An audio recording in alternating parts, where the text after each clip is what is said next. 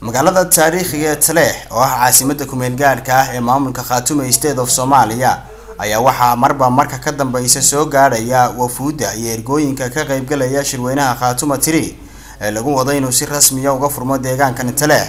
waxaana maanta si diiran magaalada Taleex loogu soo dhaweeyay wafdi uu hogaaminayay Garaad Maxamuud Cismaan Mashqare iyadoo laga hortagay duleedka magaalada Taleex halkaas oo ay ku soo dhaweeyeen qaybaha kala duwan ee shacabweynaha ku dhaqan magaalada Taleex iyo mas'uuliyiinta maamulka Khaatumo waxaana sidoo kale soo dhaweyntan qayb ka ah isimada ku sugan magaalada Taleex oo ugu horeeyo garaadka guud ee beelaha deegaanada SSC Garaad Jaamac Garaad Cali Garaad Jaamac ugu horeyn waxa garaadka ku soo dhaweeyay magaalada Taleex Garaad Jaamac waxaan filayaa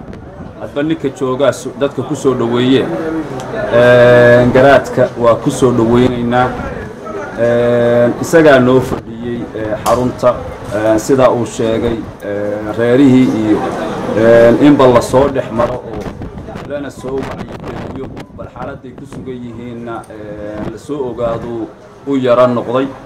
maantana in aanu isu wada nimaadno oo aanu jaanis helo garaadka aanu ku soo dhaweyna aad iyo aad baan ugu faraxsanahay alxamdulillah raggu waa isu soo ururaya waa la soo dhamaanaya inta harsanna dhowrka maalmood ee soo socota in ayna soo gaadhaan rajaynayna haddii eebayno maanta isna Garaad Cabdisalaam baan sugaynaa oo isna maanta soo galaya saacadaha soo socda haddii eebayno alxamdulillah rabbil alamin ilaahay nabadda iyo barwaaqada isugu kaaya keenay ba mahad soo koobi karin leh in uu nimcadiisa noo soo dhameystiro mid talo mid raxmaad mid midnimo mid nabadgeliyana ilaahay waa waxa farxad weyn loo inaan imaadno magaalada madaxdii caasimadii karaamada lahayd ee Khaatumo Taleex aad iyo aad baan ugu faraxsanahay soo dhaweynta iyo sida quruxda iyo karaamada ee lagu soo dhaweeyay kagama maqnayn wax dhiba